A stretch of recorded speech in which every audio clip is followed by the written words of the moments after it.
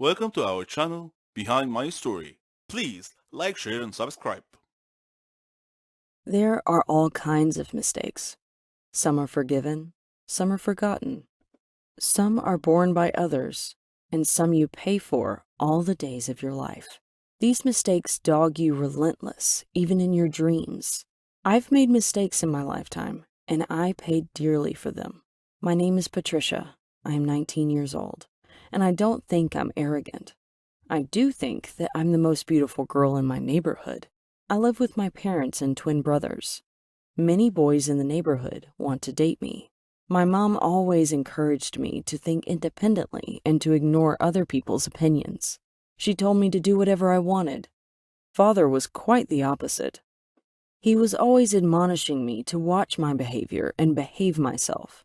But I preferred my mother's advice, to be free and act on my own. My friends were like me. We were carefree and impulsive. We made bets about boys and love. We would flirt with boys and choose our victims and then cheat on them at the end to turn the tables on them.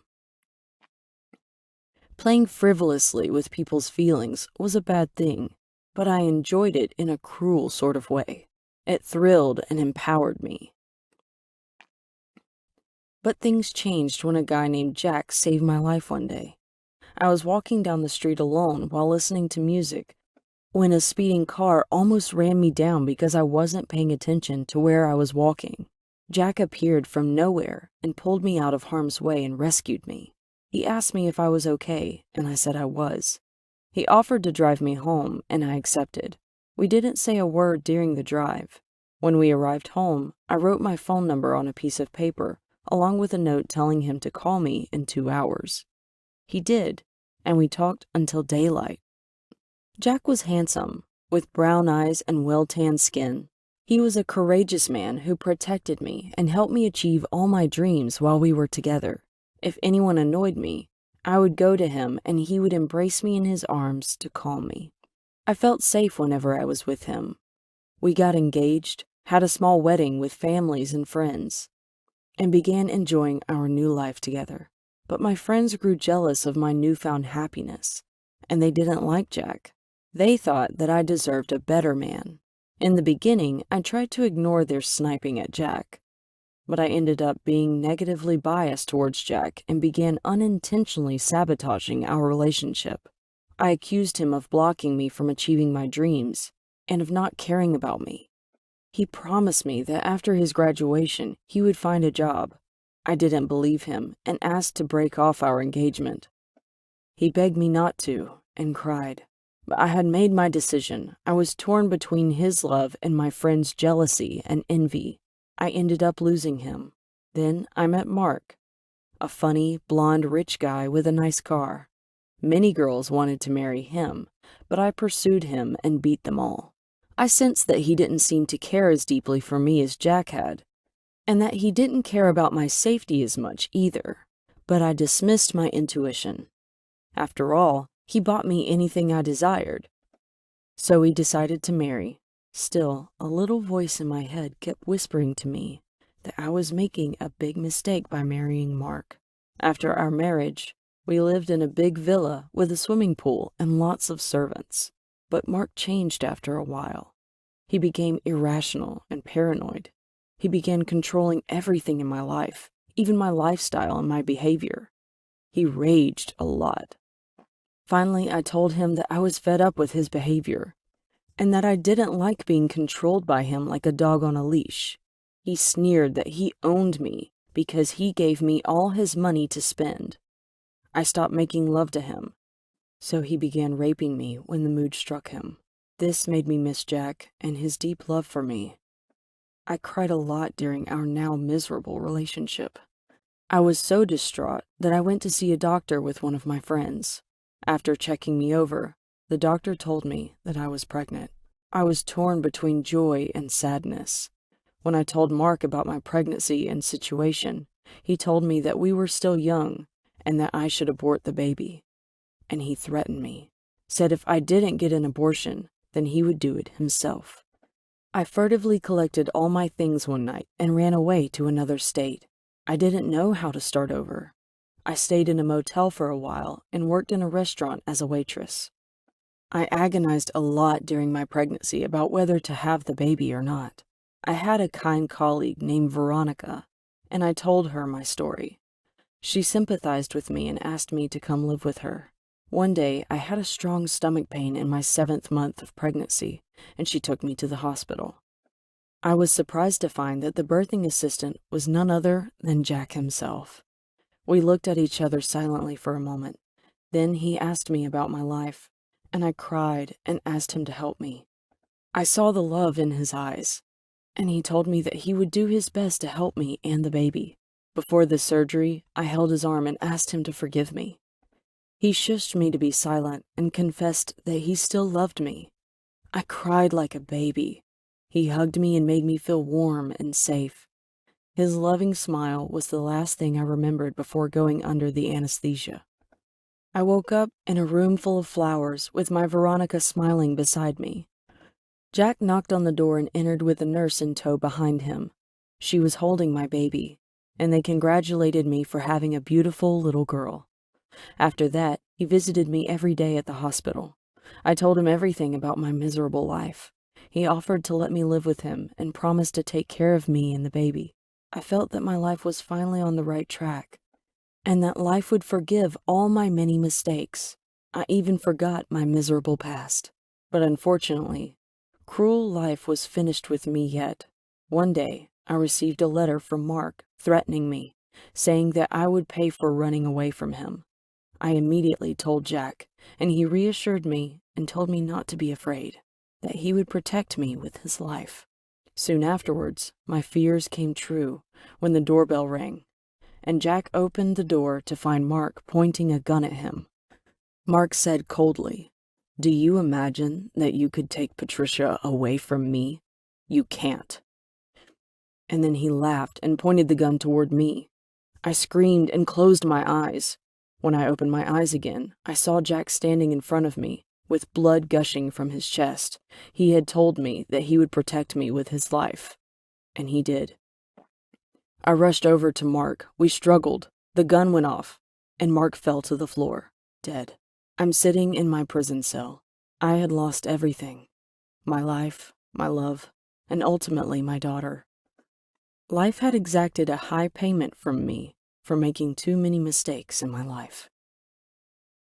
I believe in the metaphysical world and that there are many mysteries that we don't understand yet, like souls, ghosts, and black magic.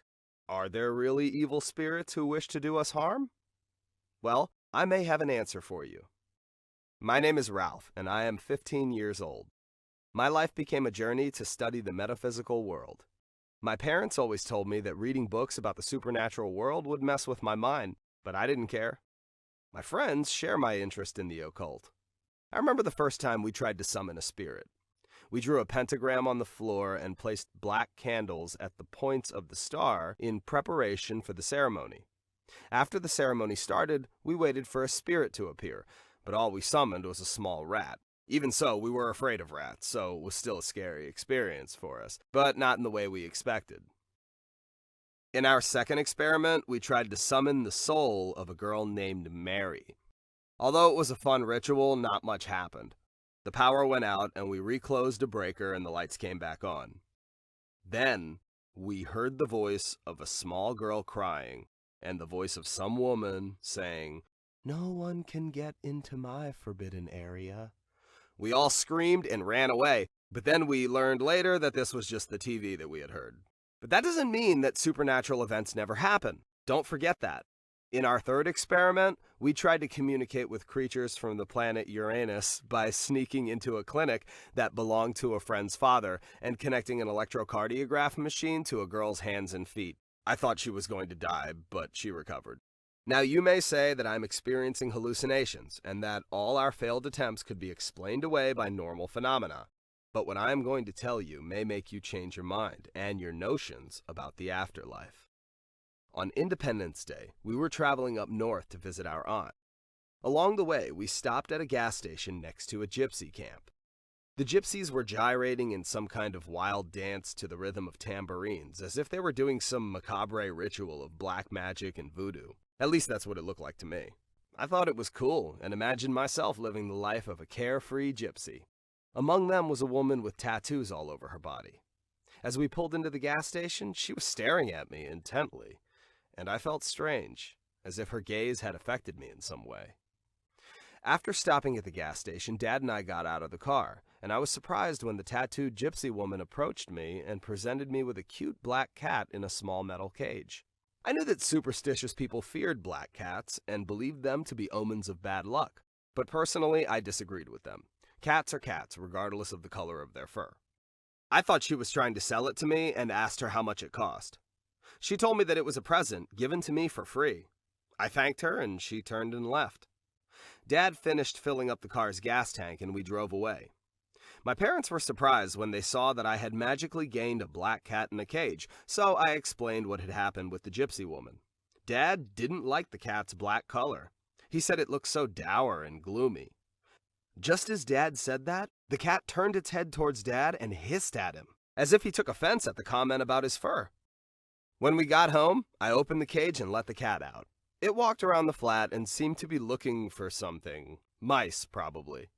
I made it a cozy bed from a blanket and gave it some food. We played together for a bit.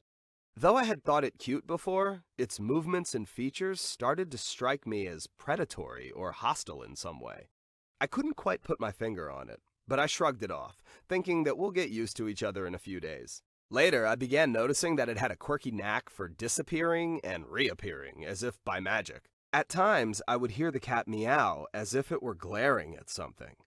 But when I would try to see what it was looking at, there was nothing there. One evening, after visiting a friend, I went home and wanted to get some sleep. Normally, the cat would sleep beside me, but on this particular day, I couldn't find it anywhere. Suddenly, the power and lights went out, and all I could see was darkness. I heard something moving along the wall. I scrabbled around and found a flashlight and shined around. There was the cat. Its reflective eyes shined white, and its canine teeth loomed large like tiger fangs.